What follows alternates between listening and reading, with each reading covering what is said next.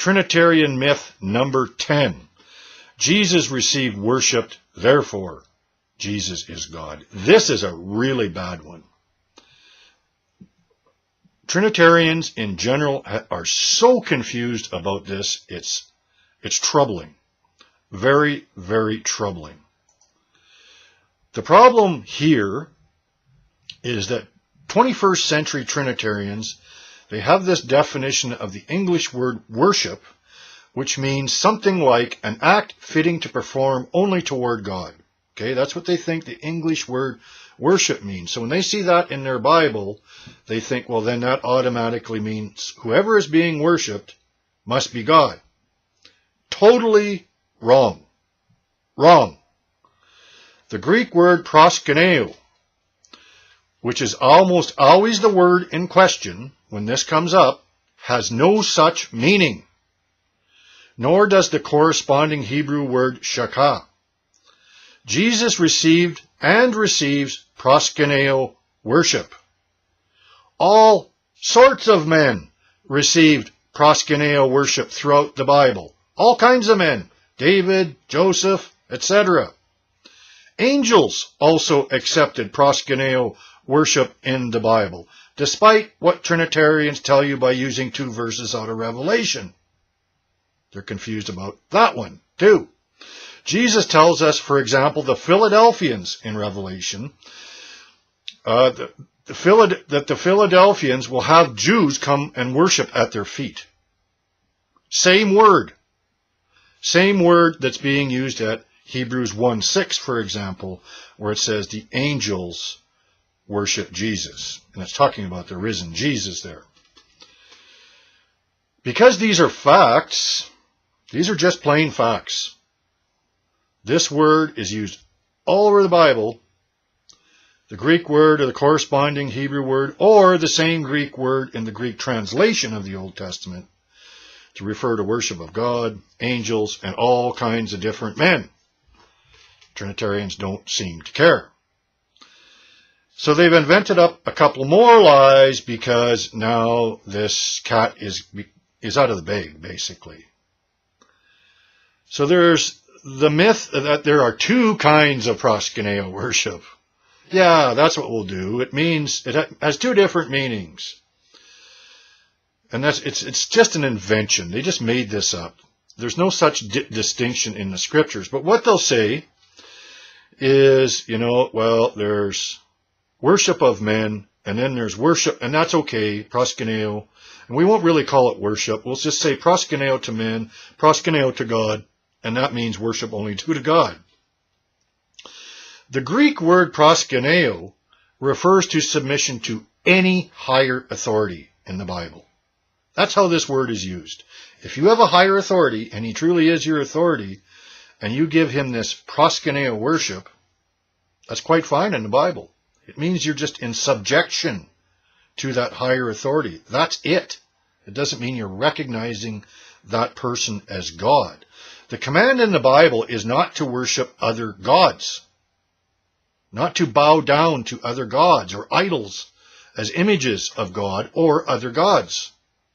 Okay? It doesn't say don't bow down to any authority except me. It doesn't say that. And it doesn't say that when Jesus is tempted either. There's so many things Trinitarians have blown here when it comes to this topic. It's submission to any higher authority. That's what this Greek word means, whether it's an angel, a man, or God. Angels do not receive proskeneo worship from the children of God. Why? Because in Christ they are positionally superior to the angels. The angels are submitted to Christ, and we're seated with Christ in the heavenlies, and we will judge the angels, as Paul tells us. So back to these lies that Trinitarians have invented to cover up their lies, because lies lead to more lies. First, a lie has been invented which says proskeneo has 2 meanings. I've already brought that one up. Worship only due to God, and worship in general, and they don't like to use word worship here, proskeneo in general to a king or a man, but it's a lesser kind of proskeneo. Okay? This is a complete lie. There's no such distinction in the Bible. The Greek word proskeneo refers to submission to any higher authority. Okay? And so what they're doing here is they're kind of making up a new definition. They're trying to redefine words to suit themselves. And so you ask them, well, how do you know which definition is meant in any given sentence? Oh, the context. You know what that means?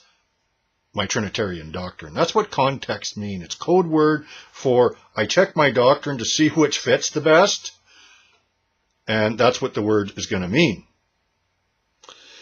And when you press them on this and say, no, I don't care about your doctrine, what in the context tells you what this word means, you either won't give an answer or you'll get this really stupid argument.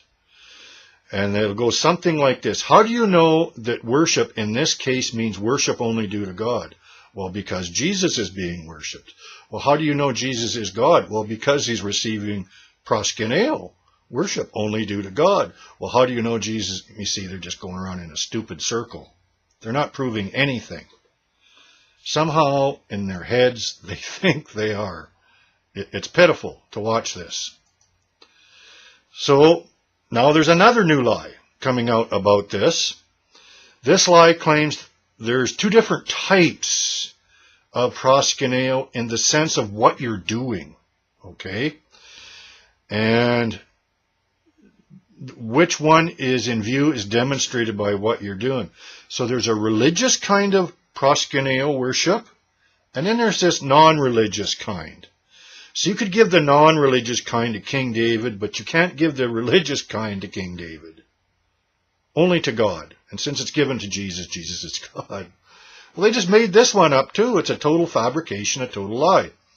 And you'll see this one in that debate with Michael Brown and James White against Anthony Buzzard and Joseph Good.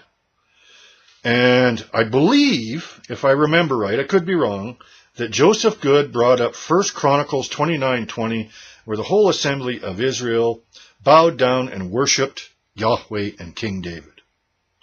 And Michael Brown responds by saying, well, yeah, you can sometimes do that before men, but not in a religious context. You telling me they're bowing down before the throne of God, where David is sitting, and they're bowing down before Yahweh and King David, and this is not a religious context? That is ridiculous. But that's where their heads are. And another thing they'll say is, well, look at Revelation. All creation is bowing down before Jesus. So this must be this other kind of proskeneo worship, which you give only to God, which they made up, this definition they made up. And what they're doing here is completely betraying that they don't have a clue what happened to Jesus when he rose from the dead. They don't have a clue. They're clueless. Because the Bible tells us all over the place in the New Testament that when Jesus rose from the dead, God seated at him at his right hand, made him Lord, giving him all authority in heaven and earth. He became superior even to the angels, which is why the angels bow down to him. That's why this is happening in Revelation 5. Because God raised this man Jesus up to this level. The Bible tells us this. They do not care.